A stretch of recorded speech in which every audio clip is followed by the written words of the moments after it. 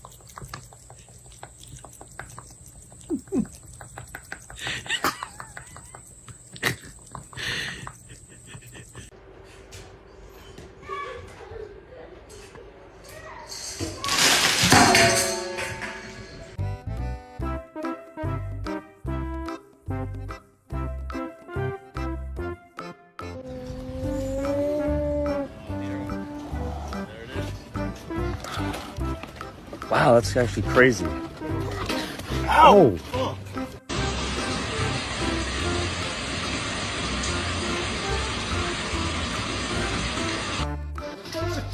There's still a fucking cupcake.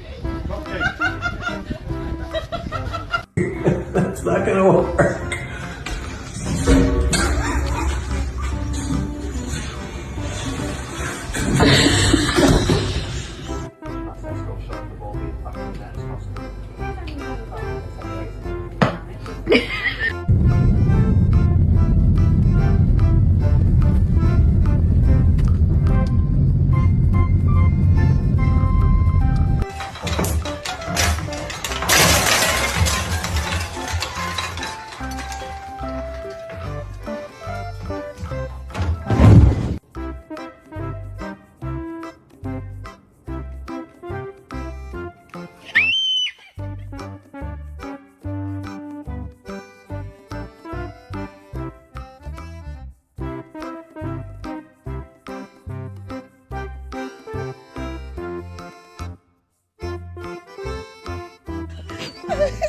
Bring that stick, buddy! Harpo the genius.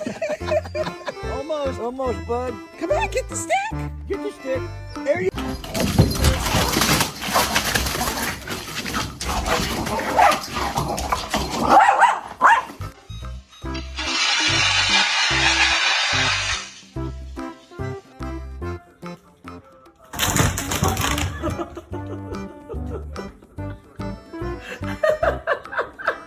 Get it!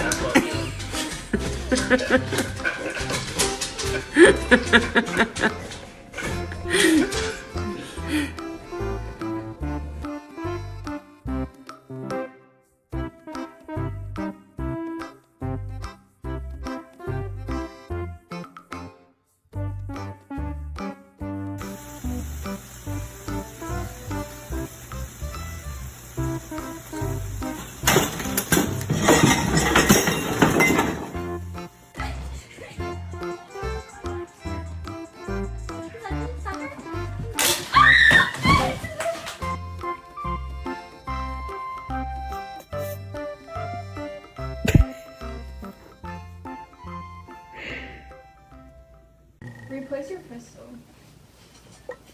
And now it's not like Gavin, I'm not gonna say anything.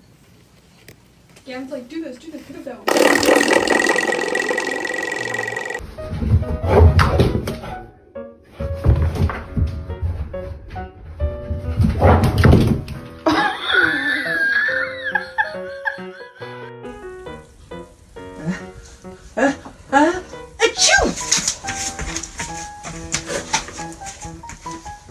Thank you.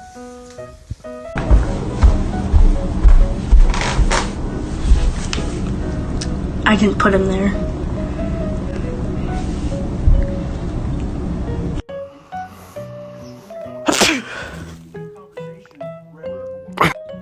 No, smile. Smile. Elvis. Elvis. Good girl. Oh, a tomato and an orange. Wow, that was a big loot. Me Turn too. into things and spit at you. I don't know. Yeah. You okay?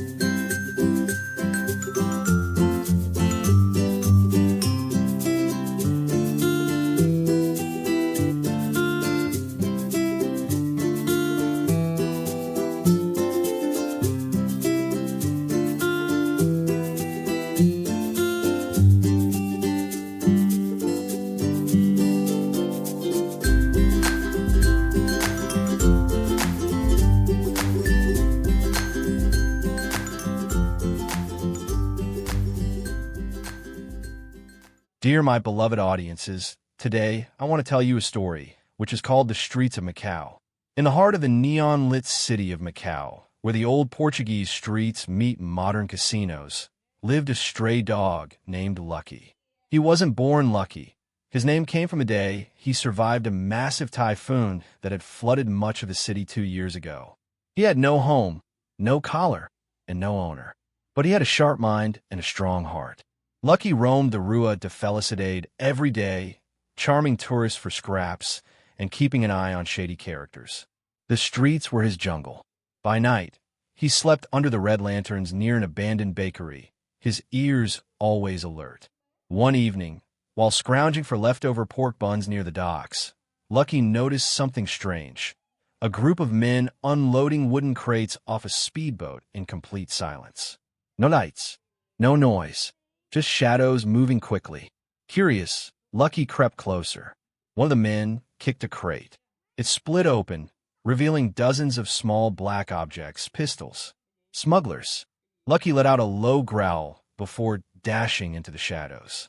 He knew this was dangerous, but somehow he knew he had to do something. Part 2. The chase begins. The next morning, Lucky trotted toward his usual lookout spot near the ruins of St. Paul's. But something fell off. A black van was parked unusually close to the tourist entrance, and one of the men from the dock stood nearby, pretending to take photos. His body language screamed tension. Then Lucky saw her, Mei Lin, the flower seller's daughter who often fed him pork jerky. She was skipping up the stairs, backpack bouncing. As she passed the man, he reached toward her bag. That was no pickpocket. He was planting something. Lucky bolted across the square, barking wildly. Mei Lin turned just in time to see the man push her. Lucky launched forward, biting the man's leg and forcing him back. A small black device dropped from his hand. It blinked red. A bomb. Screams erupted. Mei Lin ran. Lucky barked and chased the man, who fled toward the alley behind Senado Square. The device was left ticking. Within moments, authorities arrived and sealed off the area. Local police, confused by the dog's actions, reviewed security footage.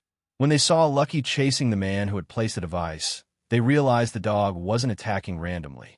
He had tried to stop a terrorist act. Rachel, a security officer at the Venetian who once trained rescue dogs, recognized Lucky from a past call. She remembered how he had led firefighters to trap children after the typhoon. She whispered, "This dog is more than Lucky. He's a hero." Part 3. Lucky's Leap. By nightfall, Macau was on edge. Police confirmed that the device was real but incomplete. It seemed the attackers were testing the city's security before something bigger. Rachel decided to follow Lucky, who had grown agitated and kept pulling her leash toward the docks. Something was there, something he could smell. Following his instincts, Lucky led her through tight alleys and slippery steps until they reached an abandoned warehouse near the outer harbor.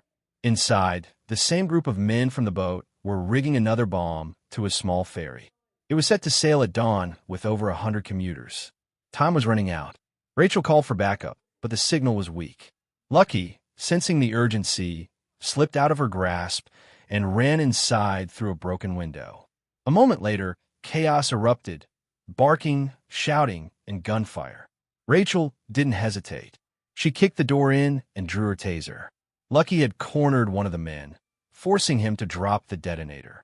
Another lunged at Rachel, but she stunned him with one shot. The bomb timer began counting down. 00:00:23. Rachel shouted, "Lucky, get out." But the dog was already at the control panel, sniffing and barking at a wire. In a desperate gamble, Rachel followed his focus and yanked out the green wire. The timer froze at 4 seconds. Silence. Lucky wagged his tail, panting heavily. He had saved the city. Epilogue: a home at last. The next day, headlines across Macau read, "Stray dog stops terror attack. Lucky the hero of Macau." Rachel officially adopted Lucky, giving him a home in the Cotai Strip where he now roamed freely, but always under her watchful eye. Tourists and locals alike came to see him. Mei Lin even made a little red vest that said, "Macau's Guardian."